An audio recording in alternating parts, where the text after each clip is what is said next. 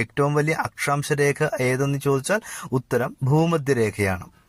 അതേപോലെ 0 ഡിഗ്രി അക്ഷാംശം എന്നറിയപ്പെടുന്നതും ഭൂമധ്യരേഖയാണ്. അപ്പോൾ 0 ഡിഗ്രി അക്ഷാംശം എന്നറിയപ്പെടുന്നത് ഏതാണ്? ഭൂമധ്യരേഖയാണ്. വലിയ വൃത്തം എന്നും ഭൂമധ്യരേഖ അറിയപ്പെടുന്നു. അപ്പോൾ ഏറ്റവും വലിയ അക്ഷാംശ രേഖ ഭൂമധ്യരേഖയാണ്. 0 ഡിഗ്രി അക്ഷാംശ രേഖ എന്നറിയപ്പെടുന്നതും ഭൂമധ്യരേഖയാണ്.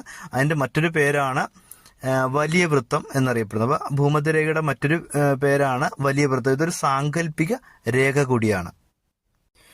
ഭൂമിയുടെ ഏകദേശം മധ്യഭാഗത്തൂടി കടന്നു പോകുന്ന രേഖയാണ് ഭൂമധ്യരേഖ. അപ്പോൾ ഭൂമിയുടെ ഏകദേശം മധ്യഭാഗത്തൂടി കടന്നു പോകുന്ന രേഖ ഏതെന്ന് ചോദിച്ചാൽ ഭൂമധ്യരേഖയാണ്.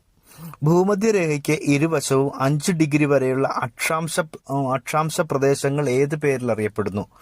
ഡോൾഡ്രം മേഖല അഥവാ നിർവാത മേഖല എന്നാണ് ഈ പ്രദേശങ്ങൾ അറിയപ്പെടുന്നത്. അപ്പോൾ നിർവാത മേഖല അഥവാ ഡോൾഡ്രം മേഖല എന്നറിയപ്പെടുന്നത് എന്താണ്?